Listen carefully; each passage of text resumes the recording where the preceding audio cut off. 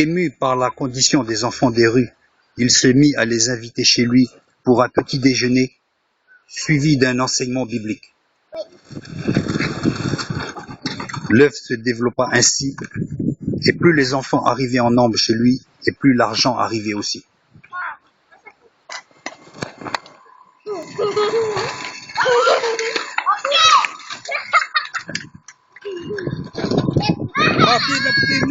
Malheureusement.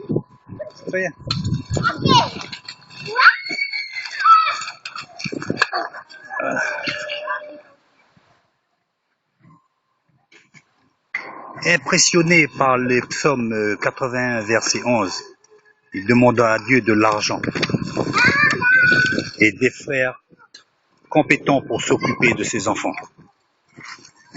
2 jours plus tard, il reçoit son premier shilling.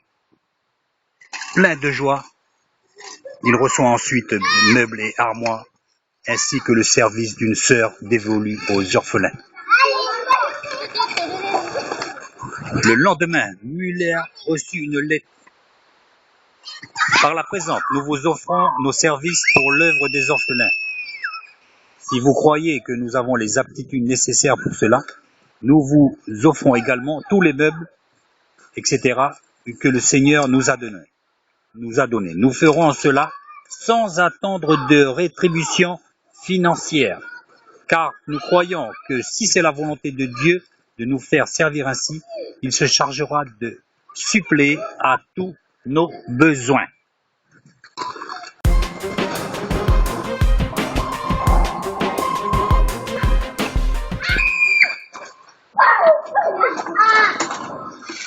Müller tenait inscrit dans son carnet toutes les demandes faites au Seigneur et encouragea les frères à faire ainsi.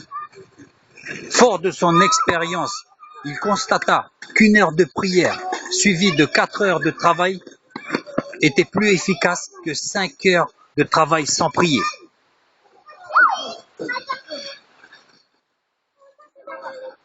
Vraiment, c'était quelqu'un d'exceptionnel.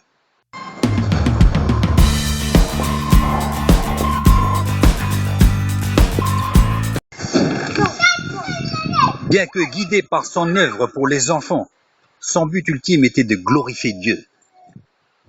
Sa méthode était, premièrement, lire la Bible et la méditer. On en vient à connaître Dieu par la prière et la méditation de sa parole. Deuxièmement, s'efforcer de garder un cœur intègre et une bonne conscience.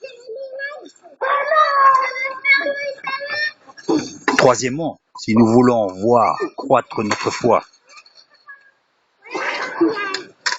il ne faut pas chercher à éviter ce qui nous met à l'épreuve, car alors notre foi sortira grandie.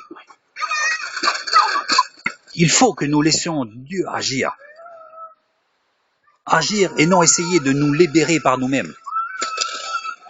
Car ainsi, laisser Dieu agir dans le temps nous construira une foi solide.